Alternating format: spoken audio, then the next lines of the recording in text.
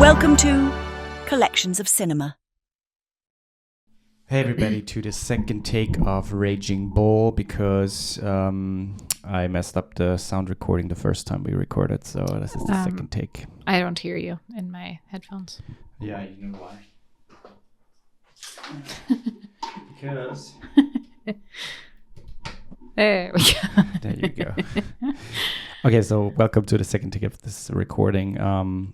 We did Raging Bull already, so it's kind of, yeah. Yeah, we had some afterwards. We realized we had some audio issues that didn't work, and so we have to do it again. Yeah. So, welcome to a new episode of Collections of Cinema with me, Woifi, and this woman there. In the Raging Bull episode, I said my lovely wife. Oh, then you should say it again. This person that I call partner or other stuff. You know, we want to hear what's funny. Huh? So with the Google Home thing, you can like set a nickname for yourself. Yeah. So you can tell them to call you something. And at one point she called me Danielle. And I was like, I don't really like that. I prefer Dani. And when so does she call you that though? If you ask to like set a reminder or something. Okay. And then when the reminder comes, she's like, reminder for Dani or something. But she said Danielle, and I was like, I don't really like that. I was like, can you call me Dani? And she's like, so you would like me to call you Donnie? And I was like, no, I would like for you to call me Dani. Got it. I'll call you Donnie. And then in the app, you can like teach her how to say it. So I did that, but she still called me Donnie. I was like, okay. So then I just told her to call me that bitch, and now she calls me that bitch. That's kind of funny. And I find it funny. Anyways. Sorry. Okay, off so topic.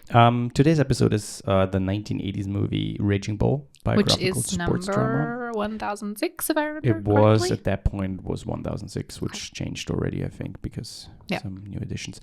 But Martin Scorcese, Robert DeNiro, Joe Pesci's first movie, and Robert De Niro's second work or second film with Scorsese, I think.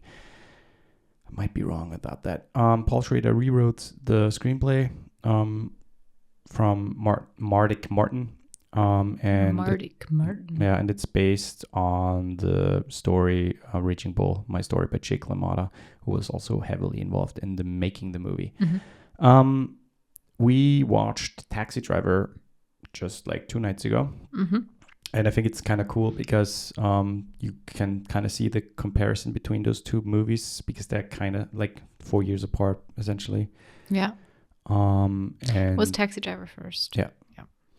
And they're like vastly different, but at the same time, there are like very similar tones in terms of male toxic masculinity, alpha male behavior, and anger issues, or just in general being very choleric. Choleric, is that a name? Word? I don't know. I like very quick to anger. Okay. But yeah, let's quickly go into the plot of the movie because I think not everybody has seen Raging Bull. But I mean, it's a boxing sports drama, so it's yeah. The last time we recorded this episode, I might have been a little harsh on the movie. Yeah, you did. Because I personally don't like boxing movies. Yeah. Rarely. I'll say rarely. There's a few that I've enjoyed, but I don't know. I feel like they're all the same. It's always the same story. Yeah. Which essentially this one is also the same story. But it's a guy who has anger issues, who's a boxer, and basically it's like the downfall. So it like, starts at kind of his peak as he's it trying. Doesn't start as his peak. No, but he's reaching his peak, that he's heading to his peak. And as not heavyweight, middleweight boxer champion guy, he wants to be. That's what they call it in the sport. Middleweight champion guy. Yeah. Exactly. Yeah. But also, like his home life then is slowly the downfall of his career and his home life. And typically for boxing movies, the boxing is not like the main thing. It's not like it's like a side character. You see some of his more famous fights. Mm-hmm. But they're always accompanied or kind of the underline to what's happening in his private life. And he always dealt with, like, I think growing up, first of all, in the in the 20s, 30s. And then just having a really bad relationship with his family in general. He suffered a lot of anger issues and has no real way to express his emotions, if you even call what he expresses emotions, because he is hard. I mean, it's still emotion. It's just but he's hard to all anger. Right, it's all anger. It's not. There's not something else. That's the only emotion. Right. And there are some very cool scenes that kind of capture that. For example, the scene where he sits with Joe Pesci in the kitchen, and he's just eating, and then he just out of nowhere is just like, "Okay, hit me, hit me as hard as you can." And then Joe Pesci is like, "No, you're my brother. I'm not going to hit you." And he's like, "Yeah," and he forces him basically to hit him, and then he calls him names because he can't hit him properly. Yeah. And even in the fights, it reflects that he likes to be hit. He likes to feel something because he doesn't feel something anywhere else. So he just stands there without any defense. Literally just getting bashed in the face over and over and over again. And he just stands there and like barely reacts. And then out of nowhere, just like left hook or, it's so crazy. Yeah. There's also this scene where he gets arrested, put in jail, and he just bashes his head against the wall, like the stone wall, and it's like, what the fuck? Yeah, it's a pretty violent movie, and the main theme is for sure toxic masculinity, but also what is it called? Abuse. Like when the abuse is happening at home. What is the word? I know it's spousal abuse, but I know the word you're thinking of for some reason. Domestic violence. Domestic violence. Yeah, that's for sure one of the main things. And it's very, like, I feel like the movie, I mean, we talked about this in the first trial. The movie is very honest about the whole shit. What happened to him, what happened to his wife or ex-wife, with him and his brother. And the fact that Jake LaMotta was even part of the making of the movie and wrote the book in a way where he maybe finally, I don't know, but maybe finally saw, okay, I did a lot of shit that is not right. I would have to read how he described it in his book, because if it's remorseful at all, because it could, like we said this last time, it could also be that he still sees nothing wrong with the way that he behaved, and he's just telling the story how it happened, because even though I don't think so, because someone who you don't do that unless you reflect a little bit upon it. But nonetheless, the movie doesn't show redemption. It's just his downfall at the end, and where he ends up. And they don't make you try to like his character, which I appreciate, because that's one of the reasons typically boxing movies are hard for me to watch, because they very often have that theme of violence against women, and I have a really hard time with that. Yeah. And he's also not just violence, but just verbal abuse and treating women like objects and not like people. And I understand that the times were different, but it doesn't make it okay. you know? And so it's hard for me to watch movies like that. And this one just really showed it in a way where you're like, fuck. It's really hard to watch. But yeah, he basically ends up as a stand-up comedy act at various clubs. And the last scene is very powerful, I think. It's backstage at the club, and he prepares himself for the performance. And he quotes On the Waterfront. And it's just one shot over the shoulder into the mirror, and he just quotes the Marlon Brando from the movie, and it's a very powerful scene. But there's no redemption, no remorse. At least it feels like there's no remorse of the things he did. You can totally see that at the end he lost everything that was important to him, but it's not clear if he knows that what he did caused all of that. And I feel like there was no real time in that movie where I liked his character, and I'm sure that was on purpose. But I also appreciated that, the way that they wrote his character, because there was never a lot of times in those movies. There are times where you feel bad for that person. You're like, oh, you kind of pity them, and you're like, I feel kind of sorry for them. I hope that they can, whatever. I mean, there's the one scene with Joe Pesci. It's like one of the last scene where he sees him Oh, see, I didn't feel that who at all. runs after him. Because in New even York that City. to me felt manipulative. No, totally. It felt totally didn't feel unsincere, but there was a sincere. little bit like, okay, he is nobody anymore. Yeah, He but is completely you alone. still don't feel bad for him. At least I didn't. Not really bad. No, bad. That's true. I felt worse for Joe Pesci. Yeah. Let's talk about Joe Pesci quickly because that's his first real movie. He's so brilliant. And he's so fucking good in the movie as his brother. And he also has those anger issue problems. And of course, Joe Pesci does because that's what you know him from for in other movies. But he's so brilliant. He plays off Robert De Niro so fucking well in the scenes where they're just together, like the one scene where he asks him to hit him, or the other scene that I just mentioned when he meets him again after years of not talking to him after he basically went to jail. And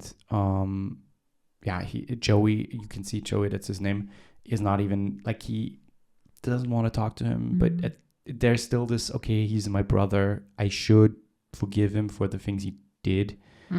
But that's so well done. Yeah. And he does such a great job. And overall, I mean, the movie is not like, it's not a long movie. And it doesn't feel long. It doesn't feel long. No, it doesn't feel long. But it's also not like, in the grand scheme of things, there's not much happening because it's just like little bits and pieces through the years. But it's still so well done in terms of how it's cut together and the black and white. It's shot in black and white.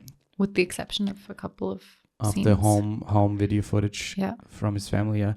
But it just also adds so much to to the time the movie takes place, but then also to the brutality, because like when I remember watching the movie the first time when I was like, I don't know, 14 or 15.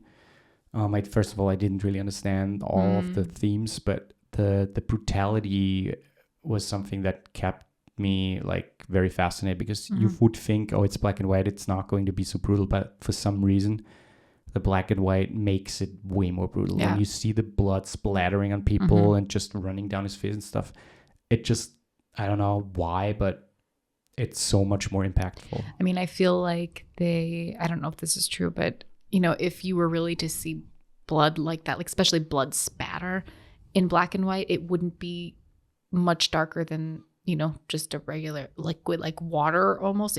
I feel like it wouldn't be super dark, but I feel like they made it maybe they on purpose made it darker, maybe to give that effect of like, fuck, like that's a lot. But I don't know, maybe that's not true. Maybe it's just the editing. But a few facts: Robert De Niro basically gained 60 pounds, so that's 20 to 30 kilograms to portray the later, like the older LaMotta after his boxing career, which at that time was pretty insane. Unheard of. Yeah, most people didn't do that. And you can feel in the movie, it's not just a fat suit. He really gained that weight, and it looks pretty insane. The movie was a box office flop. So the budget was like 18 million and the box office was 23.4 million. And even the critics gave it like mixed reviews when it came out. But then at the Oscars, it got nominated a couple of times, and Robert De Niro won with his second Oscar in Best Editing. And all of a sudden the movie got traction, and interestingly became like one of the best movies ever made. Like people considering one of the greatest films ever made, and it became the first film to be selected in the first year of eligibility for preservation in the United States National Film Registry, which is also kind of cool. So it's basically like this film preservation registry where they put movies that should be preserved for if something would happen. For example, they're in this vault or whatever. And Raging Bull is one of them. It's interesting though, because I feel personally like Taxi Driver is a much better movie. Like if you're gonna go for his films, I mean, I agree. I don't know why Taxi Driver is not. I mean, I'm sure it's considered a classic, obviously, but compared to Raging Bull, I would say Taxi Driver is like miles. I think the reason for that being is just the zeitgeist of that time when the movie came out. I think LaMotta was still in that zeitgeist a little bit at least. Oh, and I guess boxing movies weren't really a thing Right, yet. Like right. now, if you made that movie, it probably wouldn't be, Right. because there are so many fucking Right. boxing movies. So I think that is the main reason, because people who watched that movie were 18, 20, maybe a little older. So the target audience maybe saw some of his boxes at least, or knew about him, maybe saw him perform like at a comedy club or something. So that he was still in the zeitgeist at this point, I assume. And the book came out a couple of years earlier, like in the 70s. So it kind of made sense that the movie had more impact then. And I agree, Taxi Driver in that sense is more timeless, because there is no, except plays in the 70s, but there's no like pop cultural significance to it where you have to pinpoint it to something. It just works, and it's still kind of relevant with the political theme and with being the loner and the suppressed anger and not really, knowing how to express himself in a lot of ways. Yeah, Taxi Driver is a cool movie. There's also something. There's the second part, which is kind of funny because I didn't know that. But there was a second part, or there is a second part that was made, and it was supposed to be called Raging Bull 2, continuing of the story of Jake LaMotta, which of course just playing off of the success but not of the first one. Scorcese. We can definitely say that it's not Scorcese. No.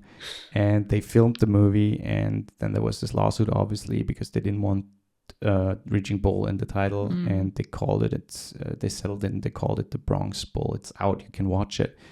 It's apparently not really good. It has like 4 point something on IMDb. And yeah, I'm not going to touch the movie because why would I? But yeah, that's something that I found very interesting. Yeah. Movie of the week.